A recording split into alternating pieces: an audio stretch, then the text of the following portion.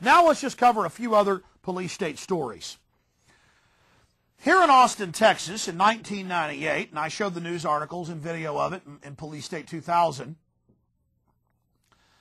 they've put up thousands of microphones. That's right. They've been putting them in with an $844,000 grant each year from 98 to 2004.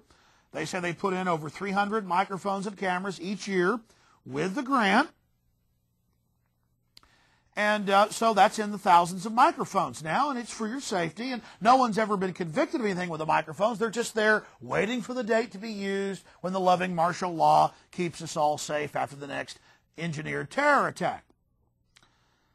But all over the country, they're putting in the microphones. When they first do it, they say it's a gunshot detector. But then later they admit that it's a shotgun microphone that can listen to people from hundreds of yards away. And then the 700 Club had a little report about what they call smart dirt technology. It's really called Big Brother surveillance, and or smart dust, excuse me. And so I've been reporting on these microphones and face scanning cameras and systems going up for years. But now the 700 Club comes out with a report about smart dust.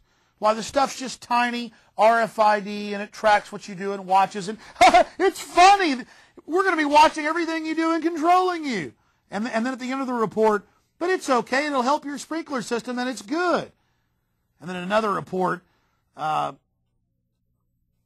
so-called good Christian Protestant who says that forced abortions are good in China. Pat Robertson has said that. And that implantable chips aren't the mark of the beast. You know, he just giggles and laughs on the show about smart dust, smart dust. And they show you the cameras and then down to the little miniaturized things that are going up in the microphones to keep you safe. So here's some little snippets as we analyze the conditioning process through the 700 Club. Neocons you can trust. You can try to run away from the government, but they're going to be watching you with satellites and following you around all over the place. I think that might be a little far-fetched right now, but in the future it could become more and more realistic. In England right now, they've got cameras all over the place. I'll tell you what the problem is. They've got cameras everywhere on corners, and there's even a slogan that's so Orwellian. The London transportation campaign is called Secure Beneath the Watchful Eyes. There's a fascinating field called nanotechnology. As things get smaller and smaller and smaller, an incredible amount of information can be packed into these tiny machines.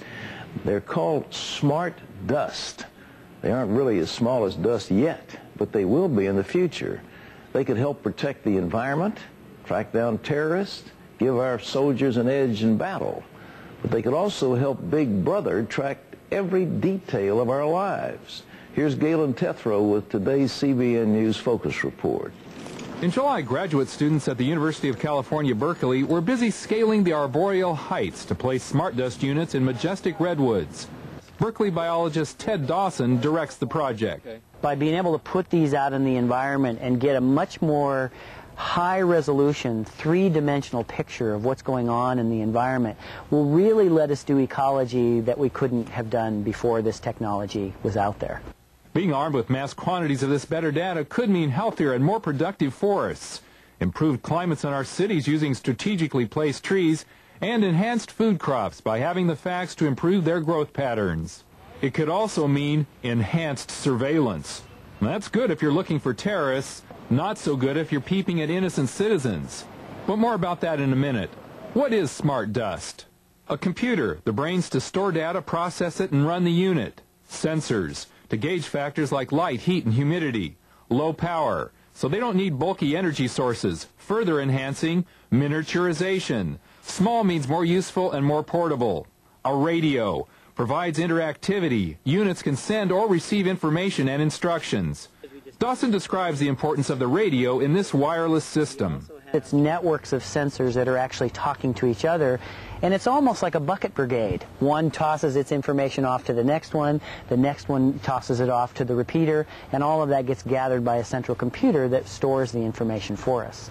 On smart dust, researchers are planning to add mechanical components so the smart dust can fly or crawl on demand, adding new meaning to the term bugging device for both surveillance and science. Unlike actual insects, smart bugs could crawl into earthquake devastation, find survivors, and relay their exact locations to rescuers. And smart dust deployed across a battlefield could give all the details necessary to target and destroy an enemy. Smart units are growing smaller and smaller, though not small enough yet to qualify literally as smart dust. It's probably 100 times smaller than the normal meteorological stations that we would stick out either on the forest floor or up in the top of the redwood canopies that we're studying. That generally would cost anywhere from $2,500 to $3,000 to have a fully outfitted MET station. The cost for these is only 1/10 of that. And with the smaller size, you might say these units are 1,000 times better than the old bulky units with all their hard wiring.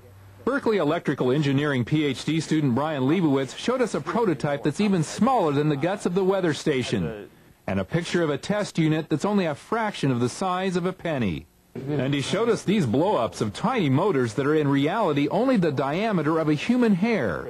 Many of these applications will appear in the home. There's no question, in one way or another, they will integrate deeper and deeper into products that you already have, and ultimately they'll be everywhere.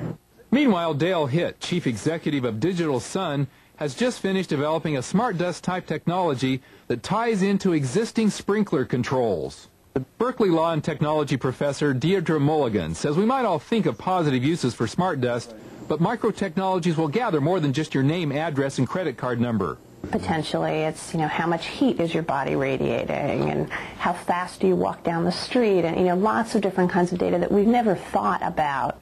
While some of that has potential for health status data, most of the time you won't even know the data is being collected. A thief with access to how fast you'll reach a certain point could conveniently rob you there. In the wider picture, Mulligan says the current legal framework doesn't much limit, say, government agencies with privacy rules. That would govern how they use this data, in what instances they disclose the data, under what standards law enforcement gets access to the data, under what standard private parties can subpoena the data. And that potential for surveillance could fulfill George Orwell's vision of Big Brother in his novel 1984.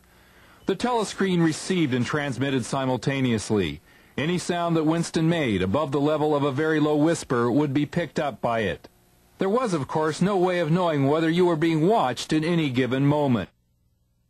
The globalists love to flaunt the New World Order. They love to throw it in your face. Remember Admiral Poindexter? Another one of these admirals running the police state infrastructure. Admiral Poindexter's been doing black bag ops since Vietnam, with the stuff in the coffins they were bringing back in. And old Admiral Poindexter's a convicted felon, 5-time felon. They had him running the Total Information Awareness Network, a subdivision of the National Security Agency. And the logo for it was an all-seeing eye radiating the earth. Well, they did that really on purpose, so you'd get all mad and upset. They'd take down the logo and say, okay, we've disbanded Total Information Awareness, which was just a front membrane or envelope or shill for the NSA. Well, then they came out with a system called Matrix. And the loving Matrix system is a real piece of work. All 50 states are part of it. When you read the news, they'll tell you 10 are part of it or 15 are part of it. No, all 50 are part of it, and they've been part of it for decades. Matrix is just the new name, like Total Information Awareness Network. It'd be like if I hit you in the face and I named my fingers different agencies and apologized. Oh, I'm sorry I hit you. You're bad. Don't do that again. Oh, and you're bad too. Whereas the power behind the throne is the mind of the New World Order, wielding the fist. They distract you with different names, different logos. But to throw it in your face, the state system tattling on you is called Matrix. Every pizza you order, everything you buy at the big discount slave marts, the big chain grocery stores, if you use a credit card or you use a loyalty card, it is immediately uploaded to Homeland Security and state and other agencies. This has been going on for years. And through the new national sales tax they want to pass as a, quote, conservative move to get rid of the income tax, but they're going to keep both.